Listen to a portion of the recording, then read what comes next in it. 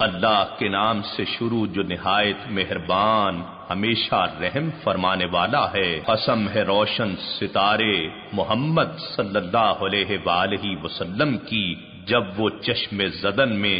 شب معراج اوپر جا کر نیچے اترے، تمہیں اپنی صحبت سے نوازنے والے یعنی تمہیں اپنے فیض صحبت سے صحابی بنانے والے رسول صلی اللہ علیہ وآلہ وسلم نہ کبھی راہ بھولے اور نہ کبھی راہ سے بھٹکے، اور وہ اپنی خواہش سے کلام نہیں کرتے۔ ان کا ارشاد سراسر وہی ہوتی ہے جو انہیں کی جاتی ہے۔ ان کو بڑی قوتوں والے رب نے براہ راست علم کامل سے نوازا، جو حسن مطلق ہے۔ پھر اس جلوہ حسن نے اپنے ظہور کا ارادہ فرمایا، اور وہ محمد صلی اللہ علیہ وآلہ وسلم شب معراج عالم مکان کے سب سے اونچے کنارے پر تھے، یعنی عالم خلق کی انتہا پر تھے۔ پھر وہ رب العزت اپنے حبیب محمد صلی اللہ علیہ وآلہ وسلم سے قریب ہوا، پھر اور زیادہ قریب ہو گیا۔ پھر جلوہ حق اور حبیب مکرم صلی اللہ علیہ وآلہ وسلم میں صرف 2 کمانوں کی مقدار فاصلہ رہ گیا،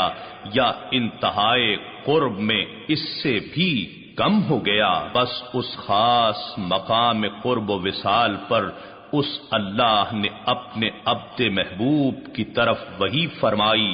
جو بھی وہی فرمائی۔ ان کے دل نے اس کے خلاف نہیں جانا جو ان کی آنکھوں نے دیکھا۔ کیا تم ان سے اس پر جھگڑتے ہو کہ جو انہوں نے دیکھا؟ اور بے شک انہوں نے تو اس جلوہ حق کو دوسری مرتبہ پھر دیکھا،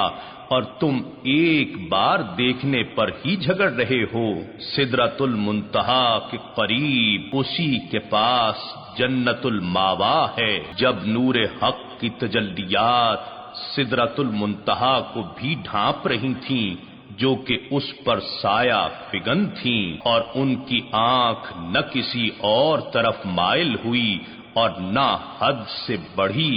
جس کو تکنا تھا اسی پر جمی رہی۔ بے شک انہوں نے معراج کی شب اپنے رب کی بڑی نشانیاں دیکھیں۔ کیا تم نے لات اور عزا دیویوں پر غور کیا ہے، اور اس تیسری ایک اور دیوی منات کو بھی غور سے دیکھا ہے؟ تم نے انہیں اللہ کی بیٹیاں بنا رکھا ہے۔ اے مشرکو، کیا تمہارے لیے بیٹے ہیں اور اس اللہ کے لیے بیٹیاں ہیں؟ اگر تمہارا تصور درست ہے تب تو یہ تقسیم بڑی نا انصافی ہے، مگر حقیقت یہ ہے کہ وہ بت محض نام ہی نام ہیں جو تم نے اور تمہارے باپ دادا نے رکھ لیے ہیں۔ اللہ نے ان کی نسبت کوئی دلیل نہیں اتاری۔ وہ لوگ محض وہم و گمان کی اور نفسانی خواہشات کی پیروی کر رہے ہیں، حالانکہ ان کے پاس ان کے رب کی طرف سے ہدایت آ چکی ہے۔ کیا انسان کے لیے وہ سب کچھ میسر ہے جس کی وہ تمنا کرتا ہے؟ بس آخرت اور دنیا کا مالک تو اللہ ہی ہے، اور آسمانوں میں کتنے ہی فرشتے ہیں کہ کفار و مشرکین ان کی عبادت کرتے اور ان سے شفاعت کی امید رکھتے ہیں، جن کی شفاعت کچھ کام نہیں آئے گی مگر اس کے بعد کہ اللہ جسے چاہتا ہے اور پسند فرماتا ہے اس کے لیے اذن جاری فرما دیتا ہے۔ بے شک جو لوگ آخرت پر ایمان نہیں رکھتے وہ فرشتوں کو عورتوں کے نام سے موسوم کر دیتے ہیں، اور انہیں اس کا کچھ بھی علم نہیں ہے، وہ صرف گمان کے پیچھے چلتے ہیں، اور بے شک گمان یقین کے مقابلے میں کسی کام نہیں آتا۔ سو آپ اپنی توجہ اس سے ہٹا لیں جو ہماری یاد سے روگردانی کرتا ہے اور سوائے دنیاوی زندگی کے اور کوئی مقصد نہیں رکھتا۔ ان لوگوں کے علم کی رسائی کی یہی حد ہے۔ بے شک آپ کا رب اس شخص کو بھی خوب جانتا ہے جو اس کی راہ سے بھٹک گیا ہے، اور اس شخص کو بھی خوب جانتا ہے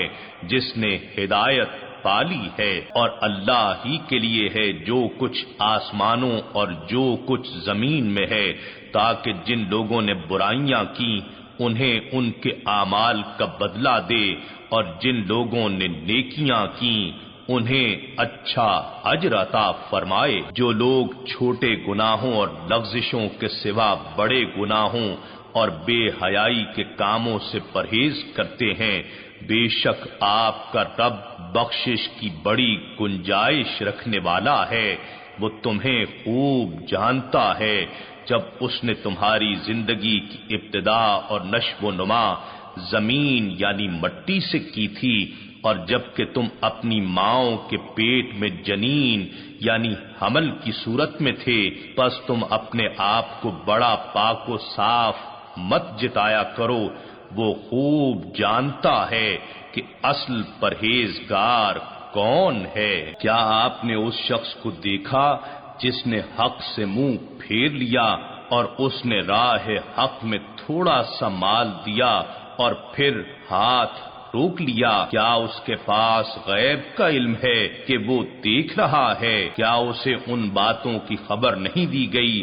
جو موسیٰ علیہ السلام کے صحیفوں میں مذکور تھیں اور ابراہیم علیہ السلام کے صحیفوں میں تھیں، جنہوں نے اللہ کے ہر امر کو